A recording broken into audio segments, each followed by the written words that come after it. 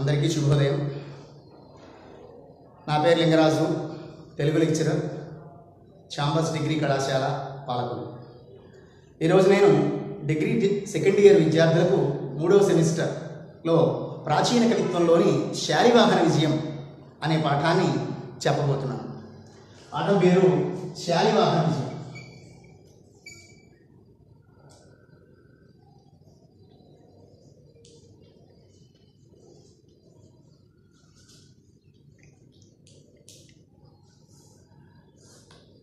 శాలివాహన విజయం ఈ పాఠ్యభాగ రచయిత కొరవి గోపరాజు.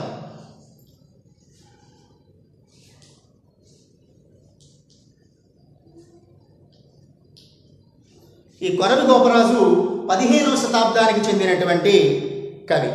ఈయన అనేక శాస్త్రాలలో నిష్ణాతుడిగా ఈయన గురించి చెప్తారు. ఈయనకి సాహిత్యంతో పాటుగా చాలా శాస్త్రాలతో ఈయనకి పరిచయం ఉన్నది. అవి శకున శాస్త్రము,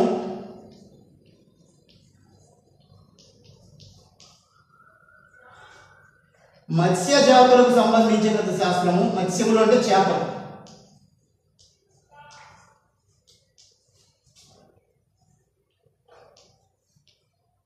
అలాగే రత్న శాస్త్రము,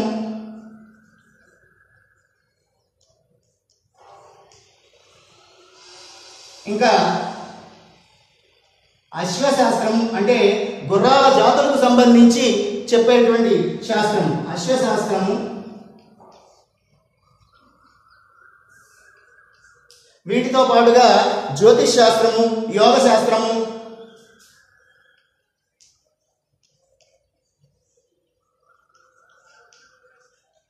ఇంకా అనేక శాస్త్రాలతో ఈయనకు చక్కని పరిచయం ఉన్నది.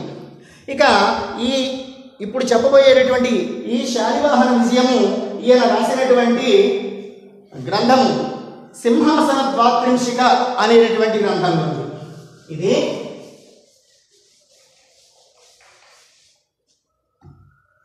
సింహాసన ద్వాత్రింశిక.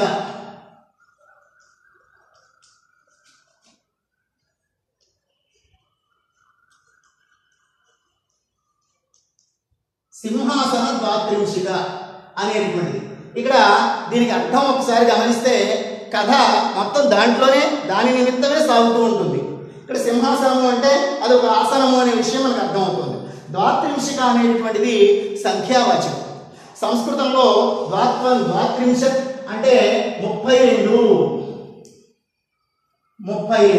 ఈ పేరు పెట్టడానికి కారణం ఏమిటి అంటే ఒకప్పుడు భోజ మహారాజు ఒక సింహాసనాన్ని అధిరోహించడానికి, ఒక సింహాసనం మీద కూర్చోవడానికి ప్రయత్నిస్తున్నాడు. ఆయన అలా ప్రయత్నిస్తున్నటువంటి సందర్భంలో అసలు ఏదైనా ఒక సింహాసనము, అసలు సింహాసనము అంటేనే అది ఒక సీట్, అది ఒక స్థాయి, అది ఒక లెవెల్ అనేటువంటి అర్థం. అది ఒక హోదా కింద లెక్క. ఆ సింహాసనం మీద కూర్చోవడం అంటే మామూలు కుర్చీ లాంటిది కాదది. అది ఒక హోదాకు సంబంధించినటువంటిది. రాజసింహాసనం అంటే అన్నింటికంటే ఉత్తమమైనటువంటిది. కాబట్టి ఆ సింహాసనం మీద కూర్చోవాలి అంటే కొన్ని అర్హతలు ఎవరికైనా కావాలి. అంటే ఏదైనా ఒక పని ఎవరికైనా అప్పచెప్పేటప్పుడు, ఒక బాధ్యత అప్పచెప్పేటప్పుడు, లేదా ఏదైనా ఒక హక్కు కోరుకునేటప్పుడు, ఒక అధికారం కోరుకునేటప్పుడు ఆ కోరుకునేటటువంటి వాడికి, లేకపోతే ఆ బాధ్యత చేపట్టే వాడికి ఉన్నటువంటి అర్హత ఏమిటి అనేటటువంటిది గమనించాలి. అర్హత లేకుండా ఎవరికి అధికారం ఇవ్వకూడదు. కాబట్టి ఈ సింహాసనాన్ని ఎప్పుడైతే ఆయన అధిరోహించాలి అనుకున్నాడో అక్కడ ఒక సంఘటన జరిగింది. ఏంటంటే అది ఒక చాలా గొప్ప సింహాసనం, పెద్ద సింహాసనం. ఆ సింహాసనానికి 16 మెట్లు ఉన్నాయట. ఆ సింహాసనం ఎక్కాలంటే మొత్తం 16 మెట్లు దాటి అక్కడ ఉన్నటువంటి ఆ సింహాసనం మీద ఆయన కూర్చోవాలి. ఈ 16 మెట్లకి 2 పక్కలా కూడా, ఇక్కడ చెరో పక్క కూడా 16 మెట్లకి మొత్తం 32 బొమ్మలు ఉన్నాయి, ప్రతిమలు. వాటిని సాలభంజికలు అంటారు. ఈ సాలభంజికలు ఈ మొదటి మెట్టు దగ్గరికి వచ్చేసరికి భోజరాజు ఆ భోజరాజుతో, ఏమయ్యా, ఇది వాస్తవానికి ఈ విక్రమార్క చక్రవర్తి యొక్క సింహాసనం. విక్రమార్క చక్రవర్తి సామాన్యుడు కాదు, అత్యంత శక్తిమంతుడు, అత్యంత తెలివితేటలు కలిగిన వాడు. అనేకమైనటువంటి వీరోచితమైన కార్యాలు చేశాడు. అనేక వేల సంవత్సరాల పాటు జీవనం సాగించాడు ఆయన. రాజ్యాన్ని సుభిక్షంగా పరిపాలించాడు. ఈయన దగ్గర ఈ అర్హతలు ఉన్నాయి, ఈ అర్హతలు నీ దగ్గర ఉన్నాయా? ఉన్నాయి అంటే నువ్వు కూర్చోవడానికి ప్రయత్నించు అని ఈ ఉన్నటువంటి ఒక మెట్టు మీద కాలు పెట్టగానే ఈ మెట్టు మీద ఉన్నటువంటి ఈ బొమ్మ అదే మెట్టుకి ఇటుపక్క ఉన్నటువంటి బొమ్మ ఒక కథ చెప్పింది, ఇది ఒక కథ చెప్పింది, ఇది ఒక కథ చెప్పింది, ఇది ఒక కథ చెప్పింది. మొత్తం 32 బొమ్మలు 32 కథలు చెప్పాయి. ఆ 32 కథల యొక్క సారాంశమే ఈ సింహాసన ద్వాత్రింశిక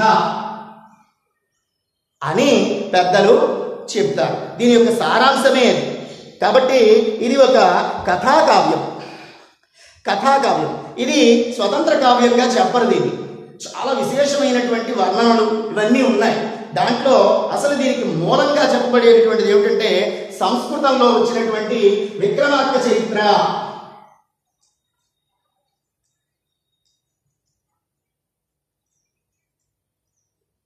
విక్రమార్క చరిత్ర అనేటువంటి సంస్కృత గ్రంథానికి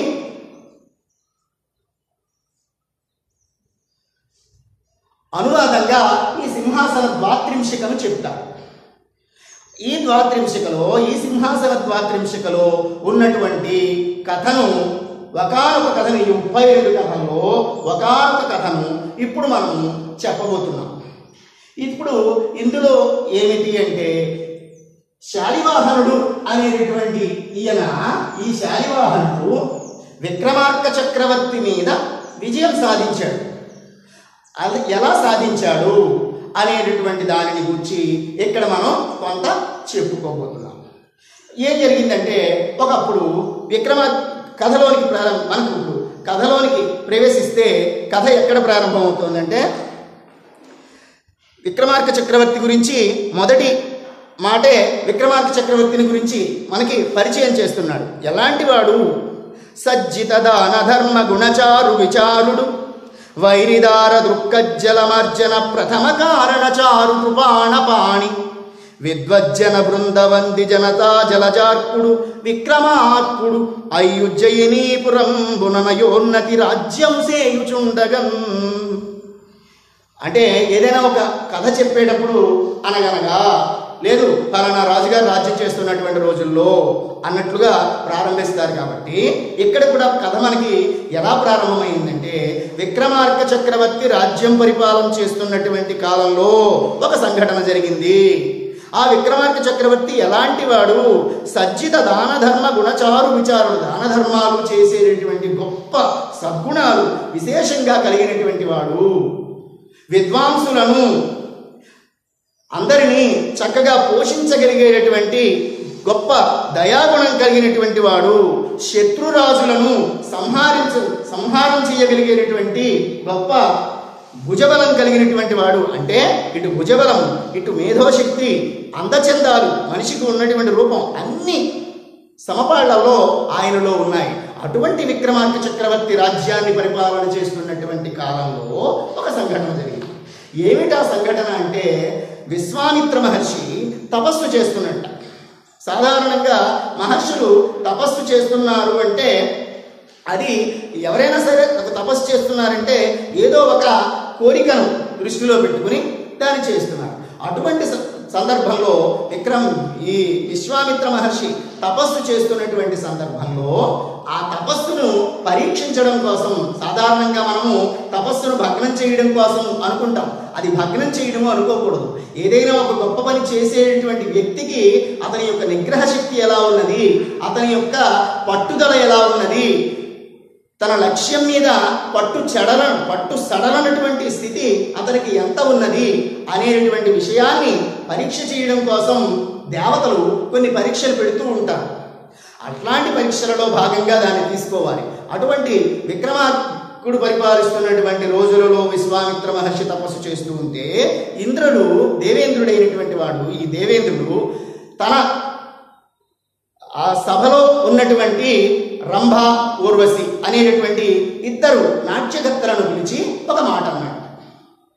నేను ఒక పని చేయాలనుకుంటున్నాను, నా పని చేయడం కోసం మీలో ఒకరు రండి, మీలో ఎవరు నా పని చేసి పెడతారో చెప్పండి అని అడిగాడు. అసలు ఏం పనో చెప్పలేదు. నా పని చేయడానికి నాకు సహకరించడానికి ఎవరో రండి అన్నప్పుడు అప్పుడు ఆ రంభ ఊర్వశి ఇరువురు అంటున్నారట. ఏమంటున్నారంటే, అసలు మీరు మా ఇద్దరికి ఒక పరీక్ష పెట్టి మీరు అనుకుంటున్నటువంటి పనికి మాలో ఎవరు తగిన వాళ్ళో మీరే నిర్ణయించుకోండి. మీ పనికి మేము ఎంతవరకు తగిన వారము మాకైతే తెలియదు కదా అన్నప్పుడు, సరే అయితే మీ పని ఏమిటంటే నాట్యం చెయ్యడం. ఈ నాట్యం చేసినప్పుడు మీ ఇరువురిలో ఎవరు ఉత్తమంగా, ఎవరు ఆధిక్యులు ఉన్నారో, ఎవరు అధికులుగా ఉన్నారో వీళ్లను నేను స్వీకరిస్తాను అని చెప్పి ముందు రంభను నాట్యం చేయమన్నాడు. రంభను నాట్యం చేయమంటే ఆ రంభ చాలా చక్కగా అద్భుతంగా నాట్యం చేసింది. ఆవిడ రంభ అంటే అప్సరసలలో అనేక మంది దేవలోక కన్యలు వాళ్ళు ఎప్పుడూ నృత్యాలతో అందచందాలను వలకబోస్తూ ఉండేటటువంటి స్త్రీలు, దేవతా స్త్రీలు. వాళ్ళ గురించి చెడుగా కూడా మనం మాట్లాడుకోకూడదు. సరే, ఈ రంభను నృత్యం చేయమంటే ఆమె నృత్యం చేసింది. అప్పో చాలా బాగుంది, చక్కగా ఉంది అని చెప్పి ఆవిడ తప్పుకోమని ఈ రెండో ఊర్వశిని రమ్మన్నాడు. ఊర్వశిని కూడా నృత్యం చేయమన్నాడు. ఊర్వశి కూడా నృత్యం చేసిన తర్వాత అది కూడా బాగున్నట్టే అనిపించింది ఆయనకి. చాలా బాగుంది అనుకున్నాడు. కానీ ఎందుకోసం ఆ నృత్యం చేయమన్నాడో ఆ పని మాత్రం పూర్తి కాలేదు. ఏమిటా పని? వీళ్ళిద్దరిలో, ఆ నాట్యకళలో వీళ్ళిద్దరిలో ఉత్తమమైనటువంటి వాళ్ళు, ఉన్నతులైనటువంటి వాళ్ళు, ప్రథమ స్థానంలో ఉండదగిన వాళ్ళు ఎవరు, ఇప్పుడు నా పనికి ఎవరు పనికొస్తారు అనేటటువంటిది ఇక్కడ పెట్టినది పరీక్ష, ప్రదర్శన కాదు. కానీ అది జరగలేదు. కాబట్టి ఒకసారి మళ్ళీ సభలో చాలా బాధపడ్డాడు. అయ్యయ్యో, ఇప్పుడు నేను ఎలా నిర్ణయించాలి, దీనిని ఎవరు నిర్ణయించగలరు, నేనే నిర్ణయించలేకపోయానే అని సభలో ఉన్నటువంటి పండితులందరినీ కూడా, అక్కడ ఋషులు ఉన్నారు, అనేక మంది సామంతరాజులు ఉంటారు, సభ అనేసరికి ఎంతమంది దేవతా పురుషులు ఉంటారు, సామాన్య జనం ఉంటారు, అందరూ ఉంటారు. వీళ్ళందరితోనూ అడిగినప్పుడు ఆ సభలో ఉన్నటువంటి నారద మహర్షి లేచి ఈ పని చేయడానికి అత్యంత విశిష్టుడు, తగినవాడు, ఉత్తముడు విక్రమార్క చక్రవర్తి ఉన్నాడు. ఈ విక్రమార్క చక్రవర్తిని పిలిపించండి.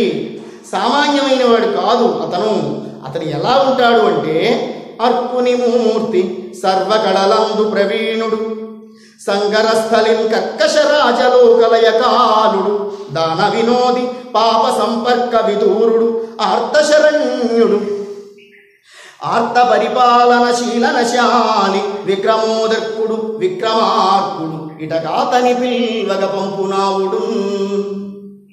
విక్రమార్కుడు అనేవాడు ఉన్నాడు. ఎటువంటి వాడు?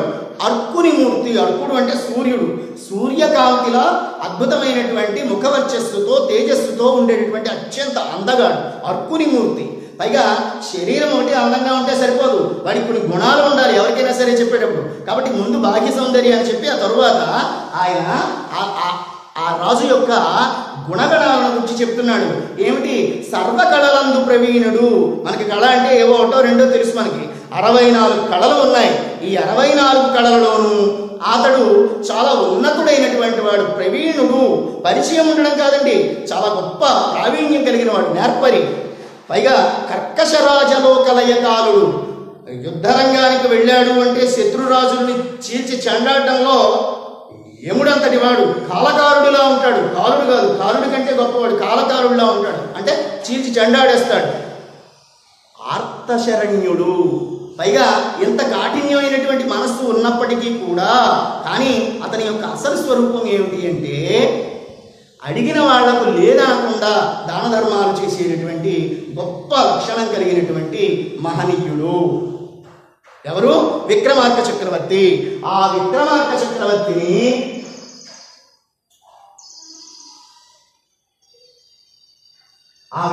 చక్రవర్తిని ఇక్కడికి పిలిపించండి. అతని వల్ల నువ్వు అనుకున్నటువంటి ఈ స్థాయి నిర్ధారణ, ఈ తీర్పు, ఇద్దరిలో ఈ రంభా ఊర్వశి నాట్యాలలో ఎవరు సరిగా ఉన్నారు, ఎవరు ఉత్తములు, ఎవరు ఉన్నతులు అనేటువంటి విషయం తేలుతుంది. ఆయన ఇక్కడికి పిలిపించండి అని చెప్పిన వెంటనే ఈ విక్రమార్క చక్రవర్తిని తీసుకురావడం కోసం ఇంద్రుడు వెంటనే తన రథ సారథి అయినటువంటి మాతలిని పంపించాడు. ఎవరైనా పేరు మాతలి. మాతలి వాళ్ళు దేవతలు కాబట్టి ఆకాశ మార్గంలో చాలా అత్యంత వాయువేగ మనోవేగాలతో గొప్పగా ఆ ఉజ్జయిని నగరానికి వెళ్ళి ఈ మాతలి అనేవాడు ఆయన సభలో విక్రమార్క చక్రవర్తి కూడా గొప్ప సభ తీర్చి ఉన్నాడు. ఆ సభలో ఉండగా ఆ సభలోనికి ప్రవేశించి ఏదైతే ఆ రథం ఏదైతే ఉందో ఆ రథాన్ని దిగి సభలోనికి నడిచి వచ్చి రాజుతో చక్కగా మాట్లాడి, నిన్ను దేవేంద్రుడు ఒక గొప్ప దేవకార్యం నిమిత్తం నిన్ను తీసుకురమ్మన్నాడయ్యా దేవలోకానికి. నువ్వు రావాల్సింది, నువ్వు ఇప్పుడు ఇక్కడి నుంచి ఇంద్రుడు రమ్మన్నాడు కాబట్టి నువ్వు తప్పనిసరిగా రావాలి, నిన్ను ఇప్పుడు నాతో పాటే తీసుకురమ్మన్నాడు అని అడిగేసరికి సరే, ఎందుకంటే దేవతల ఆజ్ఞ ఇంకా తప్పదు. ఎప్పుడు కూడా మానవుల కంటే దేవతలు ఒక ఉన్నతమైనటువంటి మెట్టులో ఉన్నతమైనటువంటి స్థితిలో ఉన్నటువంటి జాతి వారు వాళ్ళు కాబట్టి వాళ్ళకి గౌరవం ఇచ్చి తీరాలి. వాళ్ళు పిలవడమే చాలా ఎక్కువ మనకి. కాబట్టి ఆయన వెంటనే దేవతల మాట మీద ఉన్నటువంటి గౌరవంతో వెంటనే బయలుదేరి ఆయన ఇంద్రసభకు వెళ్ళాడు. ఇంద్రసభకు వెళ్ళగానే ఇంద్రుడు అసలు ఇక్కడ గొప్ప మర్యాదలు చూపిస్తాడు. ఇంద్రుడు చాలా ఉన్నతమైనటువంటి వాడు, అవసరం ఇంద్రుడిది. వచ్చినటువంటి వాడు మనకు గొప్పవాడు వచ్చును కాక, కానీ వచ్చినవాడు కాక సామాన్య మానవుడు అయినప్పటికీ కూడా అతిథి వచ్చాడు అనేటువంటి ఉద్దేశంలో ఇంద్రుడు దిగి సింహాసనాన్ని దిగి ఎదురుగా వెళ్ళి తీసుకొచ్చి అతిథిని ఎలా మన స్థాయిలో ఉన్నటువంటి అతిథిని మనం ఎలా గౌరవిస్తామో అలా ఆ అతిథిని తీసుకువచ్చి తనకు తగినటువంటి ఆసనాన్ని అక్కడ వేసి కూర్చోబెట్టి మంచి విషయాలు తన రాజ్యం గురించి ముందు కుశల వార్తలను అడిగిన తరువాత, ఏమీ లేదయ్యా, నిన్ను పిలిపించడానికి ఒక కారణం ఉంది, ఒక దేవకారణం ఉంది. ఒకానొక సందర్భంలో ఒకానొక అవసరం నిమిత్తం నేను మా రంభ ఊర్వశి ఇరువురును కూడా నాట్యం చేయించి వాళ్లలో ఇద్దరిలో ఎవరు శ్రేష్ఠులు అని నిర్ణయించాలి అనుకున్నా. అది నా వల్ల కాలేకపోయింది. నువ్వు చాలా గొప్పవాడివి, సర్వ కళలలోనూ ఉత్తముడు అనే విషయం మా వాళ్ళు చెప్పారు. కాబట్టి నిన్ను ఈ అవసరం నిమిత్తం ఇక్కడికి తీసుకొచ్చాను. కాబట్టి నువ్వు ఈ విషయాన్ని నిర్ణయించాలి అన్నప్పుడు సరే తప్పకుండా అని చెప్పి వేదికను ఏర్పాటు చేశారు. వేదిక ఏర్పాటు చేసినప్పుడు నాట్యం చేయాలి అంటే పాటలు పాడేవాళ్ళు ఉండాలి, వాయిద్యాలు వాయించేవాళ్ళు ఉండాలి. ఈ విషయాలన్నింటినీ, ఆ వస్తువులన్నింటినీ, ఆ వేదికకు కావలసినటువంటి సరంజామా అంతటిని సిద్ధం చేసి ముందు రంభను నాట్యం చేయమన్నారు. రంభను నాట్యం చేయమన్నప్పుడు ఆమె అద్భుతంగా హావభావ ప్రదర్శనలతో నృత్యం చేసింది. ఆ తరువాత బాగుందమ్మా అని ఆ తరువాత మళ్ళీ ఈ ఊర్వశిని నృత్యం చేయమన్నారు. ఊర్వశిని నృత్యం చేయమంటే ఆమె కూడా చేసింది. సరే, గతంలో ఒకసారి ఈ సభలో ఉన్నవాళ్ళు ఇంద్రుడు కూడా ఈ ఇద్దరి నృత్యాలు చూశారు, ఇప్పుడు చూశారు. ఇందాక ఎలా చూశారో ఈవేళ కూడా ఇప్పుడు కూడా అలాగే ఉంది వాళ్ళకి.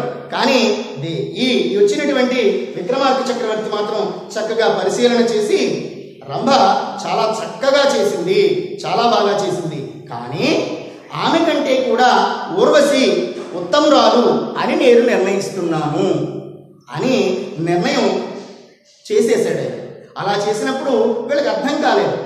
అర్థం కాక ఇంద్రుడు అడుగుతాడు, మేము చూసినప్పుడు రెండు ఒకలాగే అనిపిస్తున్నాయి కదా, దీనిని మీరు ఎలా నిర్ణయించారు అన్నప్పుడు ఆమె చాలా చక్కగా చేసింది.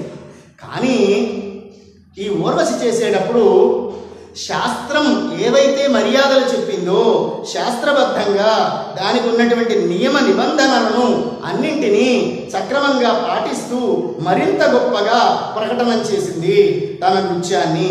కాబట్టి ఈమెనే నేను ఉత్తమురాలుగా, ఉత్తమ నాట్యకర్తగా నిర్ణయించాను అనే విషయాన్ని, తన అభిప్రాయాన్ని చెప్తే అందరూ కూడా మెచ్చుకున్నారు.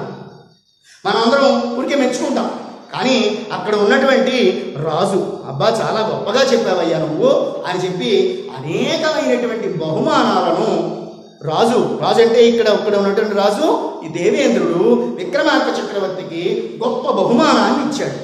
ఏమిటా బహుమానాన్ని ఇచ్చాడు అనేటటువంటి విషయాన్ని ఒక పద్యంలో చెప్తున్నాడు. ఇక్కడ చూడండి. ప్రభలను పొంగించు 32 బొమ్మలు అన్ని వాకిళ్ల పెంపడరుచున్న నవరత్న ఖచితమై వివిధ సోపానమై భాసురంబైన సింహాసనంబు మెచ్చుగా నిచ్చిన మేకొని ప్రణమిల్లి దేవేంద్రు వీట్కొని తేరి మీద నిడుకొని ఉజ్జనికే తెంచె వేట్క సింహాసనం విక్కియా అవని విభుడు సిద్ధులెనిమిదియును చేకూర పగతుర పేరడంచి ఆజ్ఞ పెంపు మీర ఏకవీరుడై అనేక వర్షంబులు ధరణి ఏలే పుణ్యచరితుడగుచు. ఆయన ఏమిచ్చాడు? బహుమానాన్ని తీసుకుని వచ్చిన తర్వాత ఏం జరిగింది? చాలా పెద్ద సన్నివేశాన్ని అంతటినీ కూడా ఒక చిన్న పద్యంలో, చూడటానికి పద్యం పెద్దదైనప్పటికీ కూడా ఒక పద్యంలో విషయాన్ని అంతటినీ చెప్పడం కష్టం. మొత్తం చాలా పెద్ద సంఘటనను ఒక పద్యంలో ఇమిడ్చి చెప్పాడు ఆయన. ఏం జరిగిందట? ప్రభలను ఉప్పొంగించు 32 బొమ్మలు కలుగు. చాలా అందమైనటువంటి 32 బొమ్మలు కలిగి ప్రతి వాకిలి యందు, వాకిలి అంటే మెట్టు అనే అర్థం తీసుకోవచ్చు, ప్రతి వాకిలి యందు 2 బొమ్మలు కలిగినటువంటి 32 బొమ్మలు కలిగినటువంటి 32 బొమ్మలు కలిగినటువంటిది. ఇంకా నవరత్నాలతో ఉండేటటువంటి అత్యంత సుందరమైనటువంటి బంగారు సింహాసనాన్ని ఆయన ఆ విక్రమార్క చక్రవర్తికి బహుమానంగా ఇచ్చాడు. ఎవరిచ్చారు? దేవేంద్రుడు ఇచ్చాడు విక్రమార్క చక్రవర్తికి.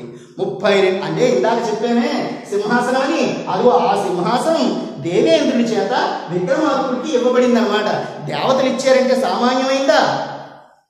మామూలుగా ఉండదు, మిగతా వాటిల్లో ఉండదు ఇది. కాబట్టి దేవతల చేత దేవేంద్రుడంతటి వాడి చేత బహుమాన పురస్సరంగా ఇవ్వబడినటువంటి సింహాసనం కాబట్టి ఇందాక భోజరాజు దగ్గర వాళ్ళు అలా అడ్డుపడ్డారు.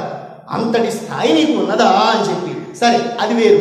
ఇక్కడ ఈ 32 బొమ్మలు ఉన్నటువంటి నవరత్నాలతో పొదగబడినటువంటి ఈ సింహాసనాన్ని ఆయన తీసుకుని చక్కగా తాను వచ్చినటువంటి రథం మీద దాన్ని పెట్టుకొని తన ఉజ్జయిని నగరానికి వచ్చి ఎప్పుడూ ధర్మబద్ధంగా చక్కగా మహోన్నతంగానే పరిపాలిస్తున్నాడు. కానీ దేవతాశక్తి ఎప్పుడైతే ఇతనికి దేవతల ఆశీర్వచనం కూడా లభించిందో తన యొక్క శక్తి మరింత ఇనుమడిస్తుంది ఎవరికైనా సరే.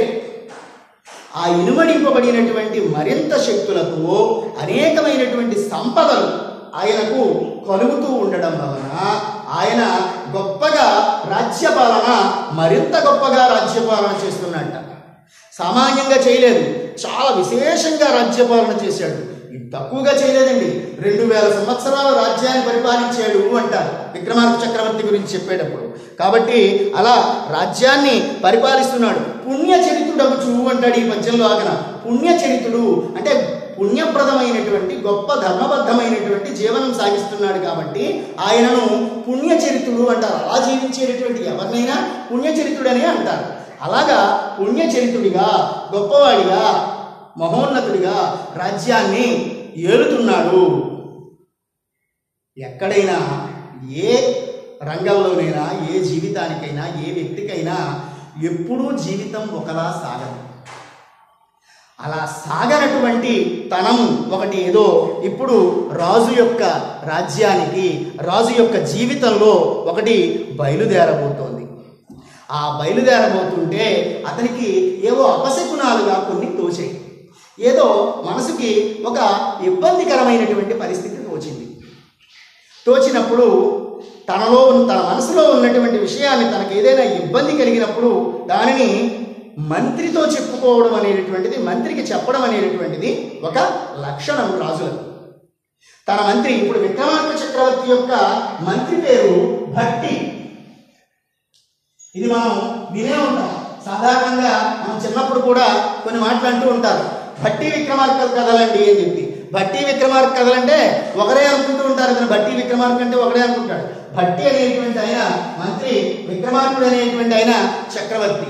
భట్టికి విక్రమార్కుడికి మధ్యలో జరిగినటువంటి వాళ్ళిద్దరూ సాధించినటువంటి విషయాలకు సంబంధించినవి మనకి ఇక్కడ చెప్పడం జరుగుతోంది. భట్టి విక్రమార్కుడు. ఆ భట్టిని పిలిపించి, ఏమిటయ్యా ఏదో జరుగుతోంది అని అడిగితే, రాజా నిజమే, మీ మనసుకు ఏదో ఇబ్బంది కలగడం అనేటువంటిది సహజం. కొన్ని రోజుల నుంచి మన రాజ్యంలో జరగకూడనివేవో కొన్ని జరుగుతున్నాయి. ఏం జరుగుతున్నాయి అంటే చెప్తాడు. అన్ని విషయాలలో కొన్ని విషయాలు ప్రధానంగా మనం అపశకునాలుగా భరించే అనుకునేటటువంటి వాటిని కొన్ని చెప్తున్నాడు.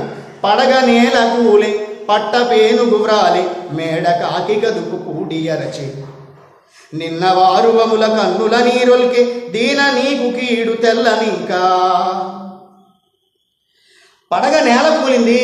నిన్న మన యొక్క అంటే అపశకునాలు ఎలా ఉంటాయి అనేటువంటి చెప్తారు. ఈ రోజుల్లో మనం నమ్మకపోవచ్చును కాదు, కానీ వాస్తవం అది. మనం ఈరోజు నమ్మకపోవచ్చును కాదు, కానీ అది వాస్తవం. ఏంటంటే పడగ నేల కూలిపోయింది అంటే మన జెండా అనేటటువంటిది ఒక రాజ్యం యొక్క ఆత్మగౌరవానికి చిహ్నం లాంటిది. పడగ నేలను కూలిపోయింది, జెండా విరిగి పడిపోయింది, పట్టపేను కూడా పడిపోయింది. పట్టపేను అంటే ఎన్ని ఏనుగులు ఉన్నప్పటికీ కూడా రాజుగారికంటూ ఒక ప్రత్యేకించి ఒక ఏనుగు ఉంటుంది. రాజుగారి ఊరేగింపుకి వెళ్ళినా విహారానికి వెళ్ళినా అది రాజుగారిది, అది దాని పోషణ ఇవన్నీ వేరేగా ఉంటాయి. మన పట్టపేను కూలిపోయింది. ఇంకా ఏం జరిగింది? మేడ కాకి కదుపు కూడి అరిచే. నిన్న మన మేడ మీద కాకుల గుంపు అరిచింది. ఇది కూడా ఒక కీడుగా చెప్తూ ఉంటారు. నిన్న వారువముల కన్నుల నీరులకే మన గుర్రాలు కన్నీళ్లు కార్చే ఎందుకో బాధపడ్డాయి. మనం కూడా మన పల్లెల్లో మన పూర్వులు మన తాతలు మామలు చెప్తూ ఉంటారు. ఏవైనా కుక్కలు అరుస్తూ ఉంటాయి. కుక్కలు అరవడం అంటే మామూలుగా అరవడం కాదు, అదొక రకమైనటువంటి రీతిలో ఏడుస్తున్నట్టుగా, ఇబ్బంది పెట్టేటట్టుగా, భయం వేసేటట్టుగా అరుస్తూ ఉంటాయి. రోజు కుక్క అరిచినట్టు కాకుండా. అటువంటి అప్పుడు చిచ్చిచ్చి ఏదో జరగబోతోంది అంటే ఊరిలో పెద్దకు కానీ ఆ రాజ్యాధినేతకు కానీ ఏదో జరగబోతోందని మోగ జంతువులకు తెలుస్తుంది అనేటటువంటి ఒకానొక నమ్మిక మన వాళ్ళందరికీ ఉంది. కాబట్టి ఇవన్నీ జరిగాయి. కాబట్టి ఇటువంటి వాటి వల్ల నీకు కీడు జరగబోతోంది అనేటువంటి విషయం ఇక్కడ మాకు తెలుస్తోంది అని అంటున్నాడు. ఇలా అండంలోని ఆంతర్యం ఏమిటంటే, ఒకప్పుడు ఈ విక్రమార్క చక్రవర్తి మహాకాలుని గురించి గొప్ప తపస్సు చేసి తనకు చావు లేనటువంటి వరాన్ని కోరుకున్నాడు. చావు లేకపోవడం అనేటువంటిది ప్రకృతికి విరుద్ధం. కాబట్టి చావు లేకపోవడం జరగదు అన్నప్పుడు మరొక రకమైన కోరుకో అన్నప్పుడు ఆ విక్రమార్క చక్రవర్తి ఒక కోరిక కోరుతాడు. చాలా విచిత్రమైన కోరిక. ఇలాంటి కోరికలు, ఇలాంటి మహిమలు మనం జానపద కథలలో చాలా చూస్తూ ఉంటాం. అలాంటి ఒక కోరిక కోరుతాడు. ఏమిటి అంటే, ఏడాది మీద ఒక్కరోజు వయసు ఉన్నటువంటి పిల్లకు ఒక పిల్లవాడు పుడితే ఆ పిల్లకు పుట్టినటువంటి ఆ పిల్లవాడి చేతిలో నాకు మరణం కావాలి. ఇది వినడానికి కూడా కాస్త కన్ఫ్యూజింగ్గా ఉంటుంది. అసలు ఏడాది పిల్లవాడికి తల్లి సహాయం లేకపోతే తన తండ్రినే తన వాళ్ళనే గుర్తించలేనటువంటి పరిస్థితి.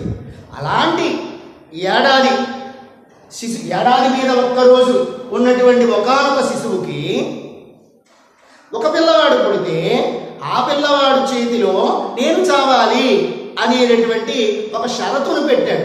షరతును పెడితే సరే అన్నాడు ఆయన మహాకాలుడు, భగవంతుడు శివుడు. నేను ఈ వరమిస్తున్నాను అన్నాడు. అంటే అసలంటూ చావు ఉంది కదా, సృష్టి అనేటటువంటిది భగవంతుడి చేతిలోది అనే విషయాన్ని ఆయనకు తెలుసుకుని ఆయన సరే అన్నాడు, వరం ఇచ్చేడు, అయిపోయింది. ఇప్పుడు ఆ వరం నాకు ఉన్నది. ఇటువంటి సన్నివేశం ఏడాది పిల్లకు బిడ్డ పుట్టడం అనేటటువంటి జరిగేటటువంటి పని కాదు. ఏడాది పిల్లకు గర్భం ఏమిటి, ఆ పిల్లకు మళ్ళీ పిల్లడు పుట్టడం ఏమిటి, వాడు పెరిగి పెద్దవాడై నన్ను చంపడం ఏమిటి, ఇదంతా జరిగేది కాదు అనేటటువంటి ఒక ధీమాతో, అతి ధీమాతో ఆయన ఉండిపోయినప్పుడు ఇప్పుడు ఈ భట్టి కొన్ని విషయాలు తెలియజేస్తున్నాడు. భగవంతుడి సృష్టిలో జరగరానిది ఏదీ లేదు, ఎప్పుడైనా జరుగుతుంది అని ప్రధానంగా ఒక 3 సంఘటనలను, చరిత్రలో జరిగినటువంటి ఒక 3 విషయాలను, అంటే అది మన పురాణాలుగా మనం తీసుకోవచ్చు, చరిత్రలో తీసుకోవచ్చు, ఒక 3 విషయాలను ఇక్కడ మనకి ఉదాహరణగా చెప్తున్నాడు. 3 విషయాలు చెప్తున్నాడు. ఏమిటి అంటే, ఒకప్పుడు ఒకడు భగవంతుణ్ణి వరం కోరాడు. ఏమని కోరాడు? నాకు ఆ కోరిన వాడు ఎవరు అంటే, ఒకప్పుడు హిరణ్యకశిపుడు అనేటటువంటి రాక్షసుడు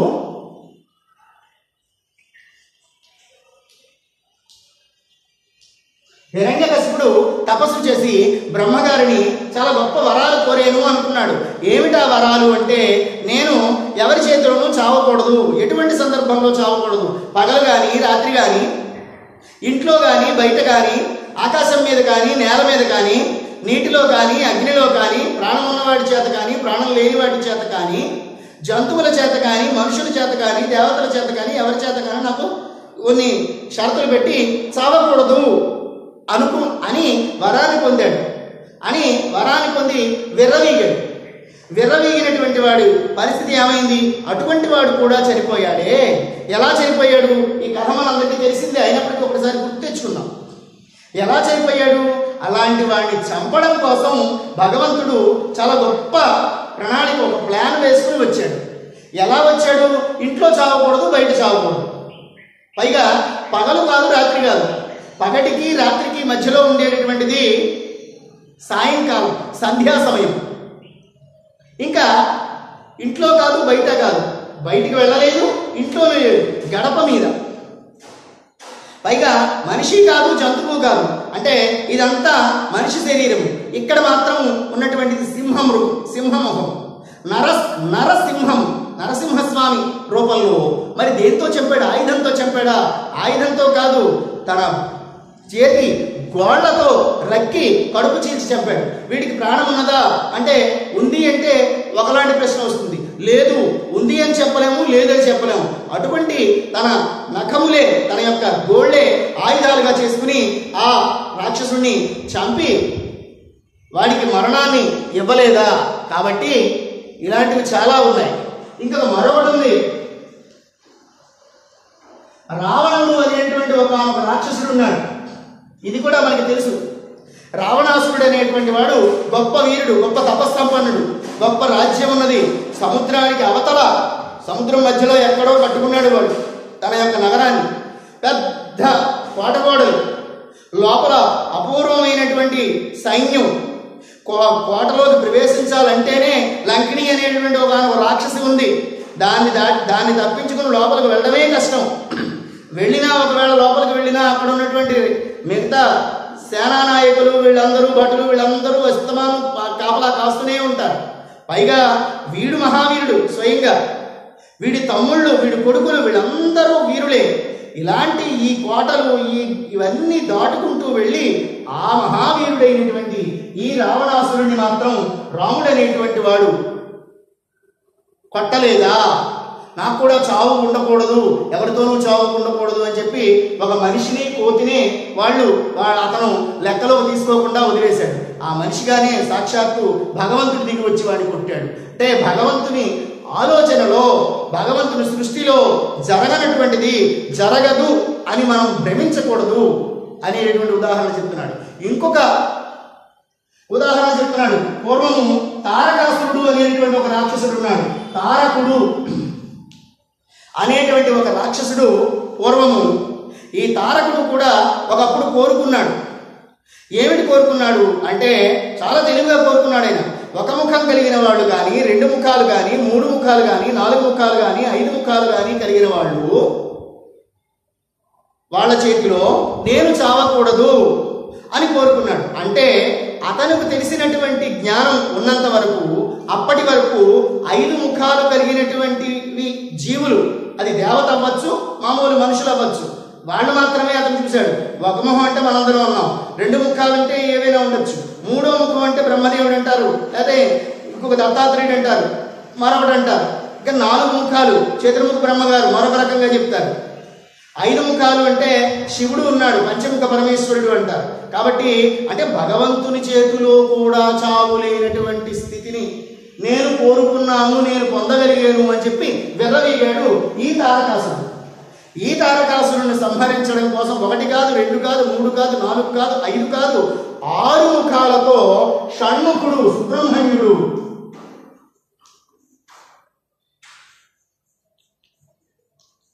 షణ్ముఖుడు 6 ముఖాల వాడు ఒకడు సృష్టిలో కొత్తగా పుట్టుకుని వచ్చి వాణ్ణి చంపలేదా? ఈ తారకుడు అనేటువంటి వాణ్ణి షణ్ముఖుడు కుమారస్వామి చంపలేదా? కాబట్టి ఇలాంటి ఉదాహరణలు ఏవో ఒకటో రెండో చెప్పాను నీకు. ఇలాంటి ఉదాహరణలు కోకొల్లలు ఉన్నారు. కాబట్టి పుట్టిన ప్రతి జీవి చావడం అనేటటువంటిది సహజము, ప్రకృతి సిద్ధము. కాబట్టి నీకు చావు ఉన్నది. కాబట్టి నిన్ను చంపేటటువంటి వాడు కూడా ఎవడు వాడు? ఒక ఏడాది మీద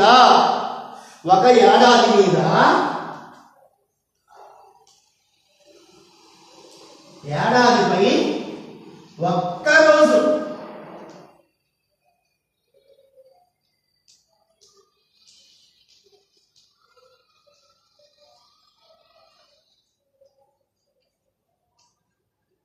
ఏడాది మీద ఒక్కరోజు వయసు కలిగినటువంటి బాలుడు ఎక్కడో పుట్టే ఉంటాడు. ఇక్కడ మీకు అర్థమవుతున్నా ఎందుకు రాశాను అంటే ఇది వినడానికి కొంచెం ఇబ్బందిగా ఉంటుంది, వినడానికి కూడా కన్ఫ్యూజన్గా అనిపించవచ్చు కదా, అందు గురించి ఇది రాశాను. ఒక ఏడాది మీద ఒక్కరోజు అధికంగా వయసు కలిగినటువంటి ఆ బాలుడు ఎక్కడో పుట్టే ఉంటాడు. కాబట్టి నువ్వు నీకు ఇష్టమైనటువంటి వాళ్ళ చేత వెతికించుకోవాడు ఎక్కడున్నాడో. ఎక్కడో ఈ భూప్రపంచం మీద ఖచ్చితంగా పుట్టే ఉంటాడు. మనం అంటూ ఉంటామే తాళం చేసిన వాడే తాళం చెవి కూడా తయారు చేస్తాడని చెప్పి. కాబట్టి ఈ రాక్షసుడికి వరం ఇచ్చినప్పుడే దీనికి ప్లానింగ్, దీనికి విరుగుడు ఏమిటి అనేటువంటిది భగవంతుని సృష్టిలో జరిగిపోతూ ఉంటుంది ఆటోమేటిక్గా. అలాగా నీకు కూడా నువ్వు ఎదురు చూస్తున్నటువంటి వాడు ఎవడో ఉన్నాడు, నీకు రోజులు దగ్గర పడ్డాయి, చూసుకో అని భట్టి ఎవరు చెప్పాడండి? భట్టి అంటే ఎవరండి? ఈ భట్టి విక్రమార్కుని యొక్క మంత్రి. ఈ మంత్రి ఆయన చెప్పాడు. చెప్పినప్పుడు ఒక్కసారి ఆలోచన వచ్చింది. ఎందుకంటే ఎంతటి వాడికైనా సరే తన ప్రాణాన్ని మించినటువంటి తీయని పదార్థం ఎవ్వడికి ఏది ఉండదు. అదే మొట్టమొదటి ప్రాధాన్యత సంతరించుకుంటుంది. ప్రాణమే అన్నిటికంటే ముఖ్యమైనది. ప్రాణం ఉంటే ఎలాగైనా బతకచ్చు. కాబట్టి ప్రాణానికి హాని ఎప్పుడు వస్తోంది అని తెలిసిందో ఒక్కసారి ఆలోచించాడు. తన మనసులో తనకి ఇష్టమైనటువంటి భేతాళుడు అనేటటువంటి వాడిని ఒక్కసారి మనసులో తలుచుకున్నాడు. భేతాళుడు అంటే పిశాచాలకు రాజు లాంటి వాడు. ఆ భేతాళుడిని తలుచుకునేసరికి ఆయన వచ్చాడు. ఆయన వచ్చినప్పుడు ఆయనతో చెప్పాడు, ఇలాగా ఏడాదికి మించి ఒకరోజు వయసు కలిగినటువంటి పిల్లవాడు ఎక్కడైనా ఉన్నాడేమో వెతికిరా అని చెప్పేసరికి ఆయన భూలోకము, పాతాళ లోకము, ఇంకో లోకము, అన్ని లోకాలు తిరిగి వచ్చేసి రాజు ముందు నిలబడి అప్పుడు చెప్తున్నాడు, రాజా నువ్వు చెప్పినట్లుగానే భూలోకంలో నేను అంతటా వెతికాను. భూలోకంలో, పాతాళంలో, ఇంకో దగ్గర అన్ని లోకాల్లోనూ వెతికినప్పుడు ఈ భూలోకంలోనే ఒక చోట ఆ ప్రాంతం పేరు కూడా చెప్తాడు, ప్రతిష్టానపురము.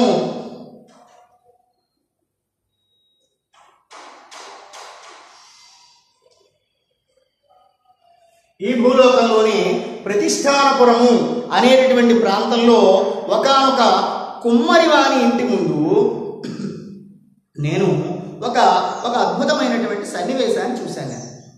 ఒక వింత దృశ్యాన్ని చూశాను.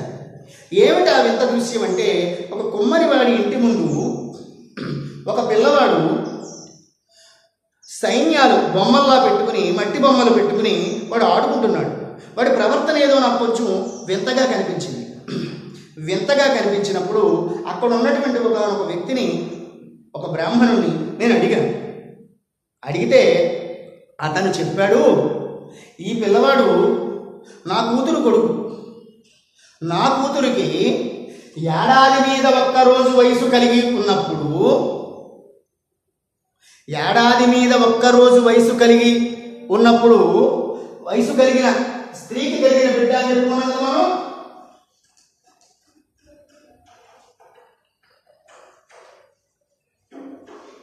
స్త్రీకి కలిగిన బిడ్డ అని చెప్పుకున్నాం కదా. కాబట్టి ఏడాది మీద నా కూతురు ఏడాది మీద ఒక్కరోజు వయసు ఉన్నటువంటి సందర్భంలో నాగేంద్రుని వరం వల్ల, సర్పరాజు అయినటువంటి నాగేంద్రుని వరం వలన ఈ పిల్లవాడు పుట్టాడు. ఇది ఒక దేవ రహస్యము అని నాకు చెప్పాడు. కాబట్టి నువ్వు ఎవరినైతే వెతుకుతున్నావో, నువ్వు ఎవరి కోసమైతే నువ్వు వెతుకుతున్నావో ఆ వెతుకుతున్నటువంటి వ్యక్తి ఉన్నాడు ఇప్పుడు భూప్రపంచం మీద. ఈ భూమి మీద అతడు ఉన్నాడు. కాబట్టి నీ ప్రాణాలను నువ్వు ఎలా కాపాడుకుంటావో, నీ జీవనాన్ని నువ్వు ఎలా సాగిస్తావో నువ్వు ఇప్పుడు వెతుక్కో, ఆలోచించుకో అని ఆయన చెప్తాడు. చెప్పి తన మార్గాన్ని తాను వెళ్ళిపోతాడు. ఎవరండి అలా చెప్పినటువంటి వాడు? భేతాళుడు. విక్రమార్క చక్రవర్తికి భేతాళుడు ఈ సలహాను ఇచ్చాడు. విక్రమార్క చక్రవర్తికి భేతాళుడు ఈ సలహా ఎప్పుడైతే ఇచ్చాడో అప్పుడు ఒక్కసారి అతనికి ఒక ఆలోచన వచ్చింది. ఇప్పుడు ఎలాగైనా ప్రాణాలను కాపాడుకోవాలి, ఆ ప్రాణాలను కాపాడుకునేటటువంటి విధానం ఏ విధంగా ఉంటుంది? గొప్పగా కథను నడుపుతాడు ఇక్కడ. ఆ ప్రాణాలను ఏ విధంగా నడుపుకుంటాడు, ఎలా నిలుపుకోవాలి అనేటువంటి విషయాన్ని ఆయన చెప్తున్నాడు. అటువంటి సందర్భంలో ఇంకా ఏమీ ఆలోచించలేదు.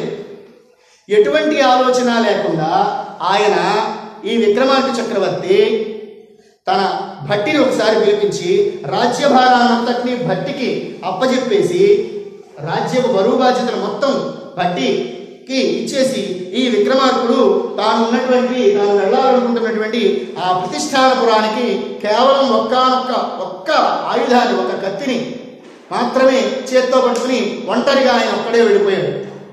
వాడిని ఎదుర్కోవాలి అనే ఉద్దేశంలో. అలా ఎదుర్కోవాలని వెళ్ళినటువంటి సందర్భంలో ఆ తరువాత సైన్యాలు వెళ్ళాయి. సైన్యము అన్నప్పుడు రాజుగారి సైన్యంలో చతురంగ బలాలు అంటారు. వీటి గురించి కొంత తెలుసుకోవాలి మనం. చతురంగ బలాలు అన్నప్పుడు వీటిని ఏమంటామంటే రథ గజ తురగ పదాతులు.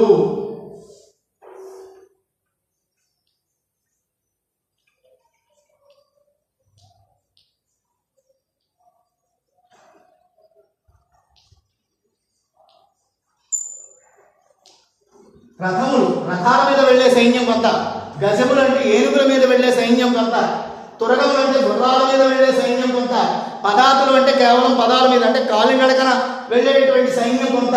ఇలాగా దీని అంతటినీ కలిపి చతురంగ బలము అంటారు. చతురంగ సైన్యం, చతురంగ బలము అంటారు. ఈ చతురంగ బలాలు కూడా అక్కడికి ఆయన దగ్గరకు ఆ ప్రతిష్టాపురం రాజుగారి వెనకాలే వీళ్ళందరూ వచ్చేశారు. వచ్చి అక్కడ కాపలా కాస్తున్నారు. అక్కడ రాజుగారికి తోడుగా రాజు వెళ్ళాడు. రాజుగారు ఇక అక్కడ ప్రతిష్టానపురానికి వెళ్ళి అక్కడ ప్రతిష్టానపురం బయట నిలబడి శాలివాహనుని యుద్ధానికి ఆహ్వానించాడు. యుద్ధానికి ఆహ్వానించినప్పుడు ఆ యుద్ధంలోని ఎదుర్కోవడం కోసం యుద్ధానికి వెళ్ళేటప్పుడు సైన్యం ఉండాలి. ఆ యుద్ధాన్ని ఎదుర్కోవడం కోసం ఈ శాలివాహనుడి తండ్రి ఎవడయ్యారు? ఒక రకంగా చెప్పాలంటే ఇప్పుడు నాగేంద్రుడు అయ్యాడు. శాలివాహనుడి తండ్రి నాగేంద్రుడు అయ్యాడు. నాగేంద్రుడు తన యొక్క సైన్యాన్ని పంపించాడు. నాగేంద్రుని యొక్క సైన్యం అంటే సర్పములే. ఈ సర్పములన్నీ కూడా అక్కడికి వచ్చి ఈ విక్రమార్కుని యొక్క సైన్యం మొత్తాన్ని ఆక్రమించాయి. విక్రమార్కుని యొక్క సైన్యాన్ని ఇవన్నీ ఆక్రమించాయి, చుట్టుముట్టాయి. చుట్టుముట్టినప్పుడు వాటిని ఏ విధంగా ఎదుర్కోవాలో ఇక్కడ రాజుకి తెలియటం లేదు. అటువంటి సందర్భంలో ఆయన సర్పరాజు అయినటువంటి వాసుకుని గురించి తపస్సు చేస్తాడు. అంటే సర్పాలు చాలా రకాలు ఉన్నాయి, దాదాపు 10 రకాల సర్పరాజులు ఉన్నాయి, సర్పజాతులు ఉన్నాయి అంటారు. అందులో ఒకానొక సర్పజాతి అయినటువంటి సర్పదేవత అయినటువంటి వాసుకి అనేటువంటి సర్పరాజును గురించి గొప్ప తపస్సు చేయబోతాడు. కానీ ప్రయోజనం లేదు. అప్పటికే సమయం దాటిపోయింది, కాలం ముంచుకొచ్చేస్తోంది. ఆ ప్రయత్నం విఫలమైంది. యుద్ధం చాలా ముమ్మరంగా సాగుతోంది. ఇక్కడ కవి చాలా అద్భుతమైనటువంటి వర్ణన చేస్తాడు. కాలుబలాలు వచ్చాయి అన్నాడు. కాలుబలాలు అంటే కాలుతో నడిచేటటువంటి పదార్థాలు. గుర్రాలన్నీ కూడా సముద్ర తరంగాల్లో ఉన్నాయి అన్నాడు. ఏనుగులు సముద్రంలో ఉండే కొండల్లాగా పెద్ద పెద్దవిగా కనిపిస్తున్నాయి అన్నాడు. రథాలు గొప్ప పడవలు ఉన్నాయి అన్నాడు. అంటే ఇక్కడ పోలికలు చెప్తూ ఉంటారు కవులు. ఇక్కడ ముద్రమీరిన రౌద్ర సముద్రముప్పే అంటాడు. అంటే ఒక రౌద్ర సముద్రంలా ఉంది ఆ యుద్ధరంగం అంతా కూడా. సముద్రంలో ఉన్నటువంటి వస్తువులకు యుద్ధ రంగంలో ఉన్నటువంటి వస్తువులకు పోలికలు చెప్తున్నాడు ఇక్కడ. యుద్ధ రంగంలో ఏముంటాయి? కత్తులు ఉంటాయి, బాణాలు ఉంటాయి, డాళ్ళు ఉంటాయి. డాల్ అంటే ఇలాగ ఎవరైనా కొట్టేటప్పుడు అడ్డుకునేటటువంటి ఒక చక్రం లాంటిది, ఇలా పట్టుకుంటారు దాన్ని పిడి పట్టుకుని, అలాంటి డాలులు ఉంటాయి, రథాలు ఉంటాయి, గుర్రాలు ఉంటాయి, ఏనుగులు ఉంటాయి, వ్యక్తులు ఉంటారు, కిరీటాలు ఉంటాయి, వాటికి పైన జెండాలు ఉంటాయి. వీటన్నింటికి సముద్రంలో ఉన్నటువంటి మరొక వస్తువుతో పోలికలు చెప్తూ ఇవన్నీ కూడా ఒకానొక రౌద్ర సముద్రంలా ఉన్నది అని ఆ సందర్భాన్ని ఆయన గొప్పగా వర్ణించాడు. అలా వర్ణిస్తూ ఇంకా అంటాడు, అక్కడ ఉన్నటువంటి వీరులు అందరూ చనిపోతున్నారు. ఉన్నటువంటి వీరులు విక్రమార్కుడి యొక్క సైన్యం ఎక్కడ నిలబడటం లేదు. ఆ నాగేంద్రుడి యొక్క శాలివాహనుడికి సంబంధించినటువంటి నాగేంద్రుడు పంపించినటువంటి సైన్యం ఎదురు తిరుగుతూ ఉంటే విక్రమార్కుని యొక్క సైన్యం ఏమీ చేయలేనటువంటి పరిస్థితి అవుతోంది. ఇక్కడ ఒక చిన్న చమత్కారాన్ని, ఒక అందాన్ని ప్రకటించాడు కవి. ఏంటంటే చనిపోయినటువంటి వాళ్ళు, ప్రధానంగా యుద్ధంలో చనిపోయినటువంటి వాళ్ళు స్వర్గాన్ని చేరతారు అంటారు. మనం కూడా వింటూ ఉంటాం కదా, విజయము వీరస్వర్గము అంటాం. యుద్ధంలో చనిపోయిన వాడు ఖచ్చితంగా స్వర్గానికి వెళతాడు అని. ఎందుకు గురించి అంటే వాడి దగ్గర స్వార్థం లేదు. తన జాతిని తన యొక్క దేశాన్ని, తన ప్రాంతాన్ని, తన రాజుని కాపాడుకోవడం కోసం తాను త్యాగం చేశాడు ప్రాణాన్ని. కాబట్టి త్యాగం చేయడం వల్ల అతడు స్వర్గానికి వెళతాడు. ఈ సందర్భాన్ని తీసుకుని ఆయన అంటాడు, అక్కడ దేవకాంతలు ఉన్నారట ఆకాశంలో అంటే స్వర్గలోకంలో, ఆకాశంలో ఉండేటువంటి ఆ దేవకాంతలు చూస్తూ, అబ్బా ఈ వీరుడు బాగున్నాడు, ఆ వీరుడు బాగున్నాడు, ఈ వీరుడు చాలా గొప్పగా యుద్ధం చేసుకుంటున్నారు అని చెప్పి వాళ్ళలో వాళ్ళు సంభాషించుకుంటున్నారు అనేటువంటి గొప్ప చమత్కారాన్ని కూడా కవి ఈ సందర్భంలో మనకి చూపించడం జరిగింది. సరే, యుద్ధం అనేసరికి ఎందరో పీకలు తెగిపోతాయి, శరీరాలు తెగిపోతాయి, కాలువలుగా పారుతూ ఉంటుంది రక్తం కాలువలుగా పారుతుంది. పైగా అక్కడ ఉన్నటువంటి కేవలం మనుషులు మాత్రమేనా, జంతువులు, గుర్రాలు దెబ్బతింటాయి, రథాల యొక్క చక్రాలు విరిగిపోవడం, రథసారథులు చచ్చిపోవడం, రథ చక్రాలు విరిగిపోవడం, గుర్రాలు చనిపోవడం, ఏనుగులు చనిపోవడం, ఏనుగుల శిరస్సులు తెగిపోయి కుంభస్థలాలు ఊహించి రక్తాలు పారడం, వీటన్నింటినీ కూడా అపూర్వంగా గొప్ప, ఒక రకంగా అది వింటూ ఉంటే మనకి ఒక రకమైనటువంటి అసహ్యం కూడా కలుగుతుంది. అంటే రక్తాలు వగైరా అనేసరికి మనకి భయం, అసహ్యం కలుగుతుంది. కానీ కవి వాటన్నింటినీ ఉన్నది ఉన్నట్లుగా కళ్ళకు కట్టినట్టు చూపించడం అనేటటువంటిది చాలా గొప్ప విషయం. కాబట్టి ఈ యుద్ధము ఇంత గొప్పగా జరుగుతున్నప్పటికీ కూడా తన ప్రయత్నాన్ని ఏమాత్రము ఆపకుండా ఈ విక్రమార్క చక్రవర్తి ఏం చేశాడు అంటే మహాకాలుని గురించి మళ్ళీ ప్రార్థన చేశాడు. మహాకాలుని గురించి ప్రార్థన చేసినప్పుడు కూడా అతను ఏ విధంగానూ కూడా సరైనటువంటి ఫలితాన్ని పొందలేకపోయాడు. ఎందుకు? ఎన్ని ప్రార్థనలు చేసినా, ఏం చేసినా కాలం చేరువైనటువంటి వాడికి, చావు దగ్గర పడుతున్నటువంటి వ్యక్తికి ఏమీ కలిసి రాదు.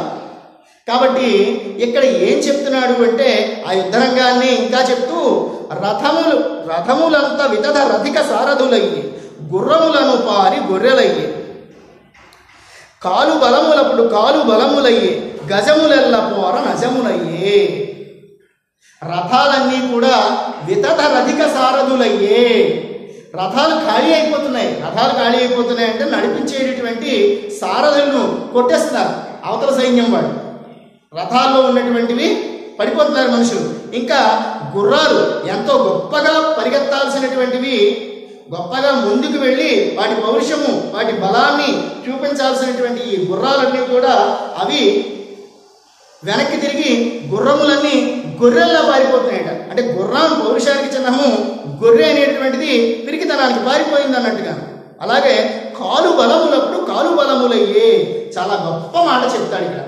కాలు బలము అంటే కాలితో నడిచేటటువంటి బలము కాలుడికి బలమయ్యే. ఇక్కడ గొప్ప మాటను ప్రయోగించాడు, చాలా చమత్కారంగా వాడేటువంటి పదాన్ని. కాలుడు అంటే యముడు అని అర్థం. కాలుడు అంటే యముడు అని అర్థం. కాలు బలములన్నీ కాలు బలములయ్యే.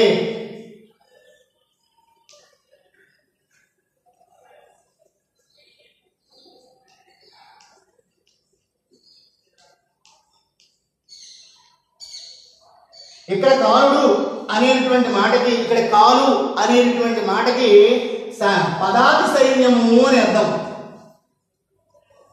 కాలుతో నడిచి వెళ్ళేటువంటి సైన్యము అని అర్థం. ఇక్కడ కాలుడు అంటే యముడు అని అర్థం. యముడు అంటే ఎవరండి? మృత్యుదేవత. అంటే యముడి బలం పెరిగిపోతోంది, యముని యొక్క బలం పెరుగుతోంది. అంటే యముని యొక్క సైన్యం పెరుగుతోంది అంటే చచ్చిపోతున్నారు వీళ్ళు, నడిచి వెళ్ళే వాళ్ళు చచ్చిపోతున్నారు, అందరూ చచ్చిపోతున్నారు అని చెప్పడం ఇతని యొక్క ఉద్దేశం. గజములెల్ల పోర నజములయ్యే. గజము అంటే అత్యంత బలమైనటువంటిది ఏనుగు. ఆ ఏనుగు యుద్ధరంగంలో ఏమవుతోంది అంటే అజము. అజము అంటే మేక అని అర్థం. ఏనుగుకి మేక ఎక్కడ పోలిక ఉందా? ఏనుగు లక్షణాలు అక్కడ, మేక లక్షణాలు అక్కడ. కాబట్టి ఏనుగులు కాస్త మేకలైపోయాయి. అంటే వాటి యొక్క శక్తిహీనతను ప్రదర్శిస్తున్నాయి. అవి ఏమీ చేయలేకపోతున్నాయి, అవతల వాళ్ళ యొక్క బలాన్ని ముందు తట్టుకోలేకపోతున్నాయి. కాబట్టి కాలము చేరువైనటువంటి వాడికి ఏ విధంగానూ కలిసి రాదు అనేటువంటి విధంగా ఒక రకమైనటువంటి బాధ వచ్చింది. ఏనుగులు పోయాయి, గుర్రాలు పోయాయి, రథాలు పోయాయి, అతని యొక్క సైన్యం మొత్తం చనిపోతోంది. అటువంటప్పుడు ఒంటరివాడిగా మిగిలాడు. పాపం ఒంటరివాడిగా మిగిలి తాను ఒక్కడూ పోరాడుతున్నటువంటి సందర్భంలో, అటువంటి సందర్భంలో ఈ శాలివాహనుడు ఒక పెద్ద గడకర్ర ఒకటి పుచ్చుకుని ఆ గడకర్రతో విక్రమార్కుని యొక్క తల మీద ఒక్క దెబ్బ కొట్టేట. ఆ విక్రమార్కుని తల మీద ఒక్క దెబ్బ కొడితే ఆ శిరస్సు తెగిపోయి వెళ్ళి ఉజ్జయిని నగరంలో పడింది. ఎక్కడ యుద్ధం జరుగుతున్నటువంటిది? ప్రతిష్టాపురంలో. శాలివాహనుడి యొక్క నగరం అది. విక్రమార్కుని యొక్క నగరము ఉజ్జయిని.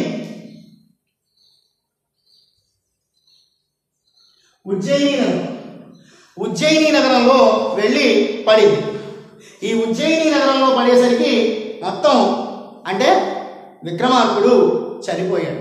అంటే దీనివల్ల మనం గ్రహించాల్సింది ఏంటంటే, ఎవరికైనా కాలము చేరువవుతుంది, ఎవరికైనా ప్రకృతి ధర్మము చనిపోవడము, ఉన్నదాని గురించి విర్రవీగకూడదు అనేటటువంటి విషయాన్ని తెలుసుకోవాలి.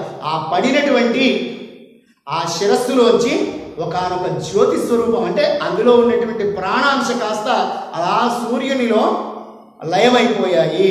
సూర్యునిలో ఒక జ్యోతి స్వరూపంగా సూర్య బింబంలోనికి విక్రమార్కుని యొక్క ప్రాణాలు అందులోనికి అనంతవాయువులలో కలిసిపోయాయి.